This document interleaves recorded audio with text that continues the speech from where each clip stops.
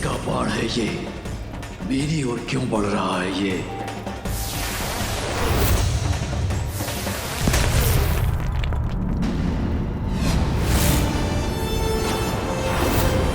जृंभा मृत। चेतावनी है मेरी ये धनुष की टंकार। वो शत्रु जिसने इस राक्षसी को यहां भेजा है, वो सावधान हो जाए।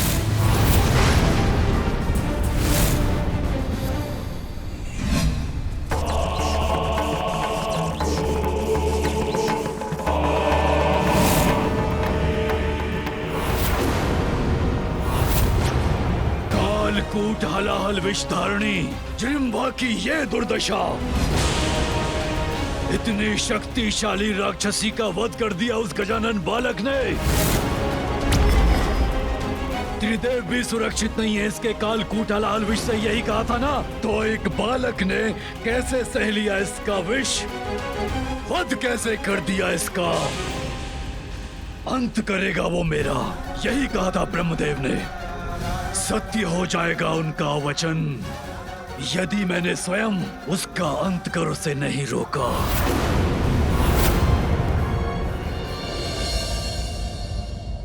गजानन, चलो भवन में।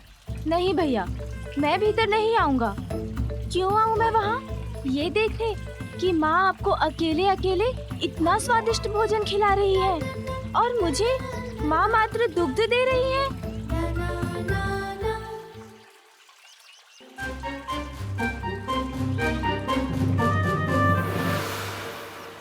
अरे इतने सारे फल इन गणजी के पास।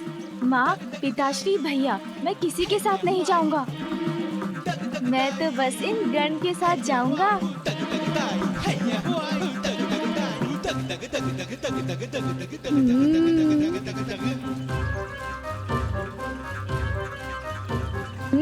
अब तो ये फल मेरे होंगे।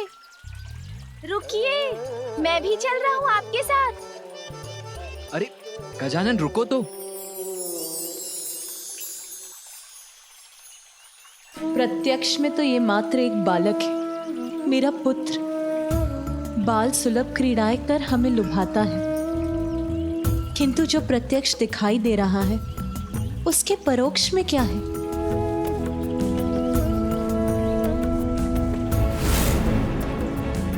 जो मैंने देखा वो किसी चमत्कार से कम नहीं है, किंतु जो नेत्र देख सकते हैं वो हमारे समक्ष। किंतु उसके पीछे क्या छिपा है?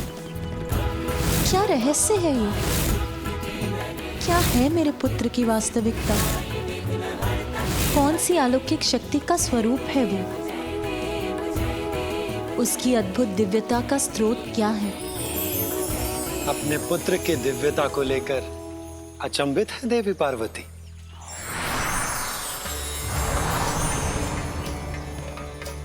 आप सभी यहाँ?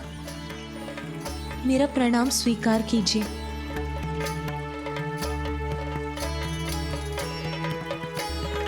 देवी पार्वती, असाधारण है आपका पुत्र गजानन, जिसकी रक्षा के लिए आप चिंतित हैं।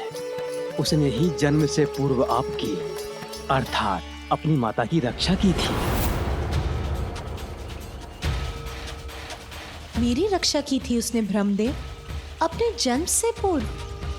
किंतु कैसे? आपको वो समय तो स्मरण होगा ही जब आप अपनी कल्पना से अपने पुत्र के रूप का सृजन कर रही थी।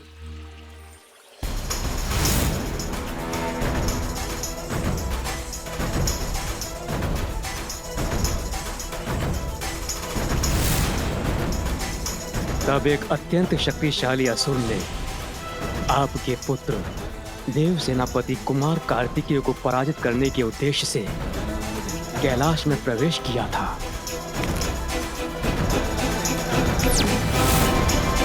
किंतु उसकी कुदृष्टि आप पर पड़ी।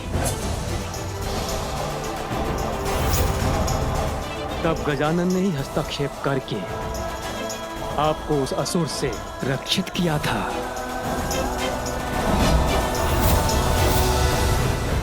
गजानन की अनुपम अद्भुत दिव्यता का अनुभव तो मुझे भी हुआ था देवी पार्वती।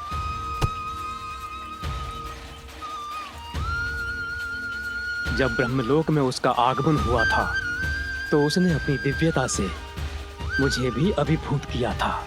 पार्वती नंदन तो स्वयं ओमकार स्वरूप हैं, जिन्होंने अपनी माता जगत जननी की रक्षा अपने जन्म से पूर्व ही की थी, जो स्वयं ओमकार स्वरूप हैं, जिनके उदर में लाला जल अमृत स्थित है। आपका वो पुत्र साधारण बालक कैसे हो सकता है देवी पार्वती? आप सभी ने गजानन की दिव्यता का अनुभव किया है। वो ओमकार स्वरूप है।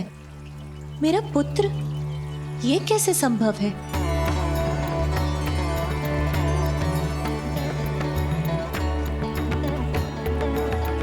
शंका की छाया को मिटाकर सत्य की ज्योति को देखिए, तो आपको स्वयं उसका परिचय प्राप्त होगा। आपका पुत्र गजानन ही ओमकार स्वरूप, परम शक्ति, परब्रह्म, महागणपति है।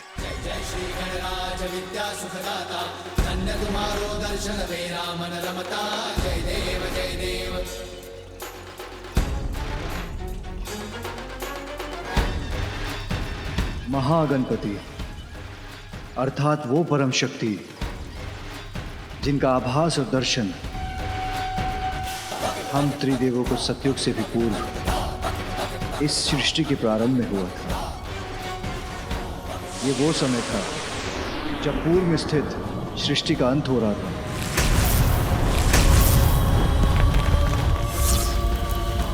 प्रलय काल का भयंकर दृश्य था। जल और वायु के उत्पात से संसार का संहार हो रहा था। संपूर्ण धरा सागर के जल में विलीन हो गई थी। सर्वत्र विनाश का अंधकार प्रस्तुत था। सृष्टि, प्रकृति, समस्त संसार पर उस विनाश लीला का प्रकोप छाया था। समस्त ब्रह्मांड नष्ट हो रहा था।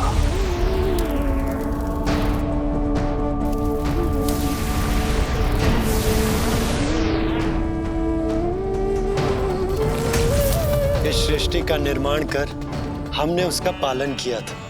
उस प्रकृति के प्रत्येक अंश का अंत होने लगा, तो हमारे मन में हम त्रिदेवों के अस्तित्व के औचित्य को लेकर प्रश्न उठा।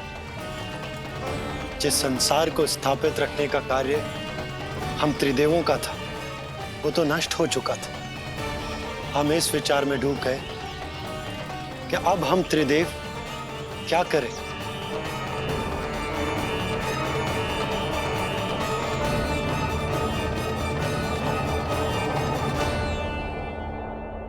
इस समस्या का समाधान तो हमें गहन तप से ही प्राप्त होगा, और हम तीनों तप करने पाताल लोक चले गए।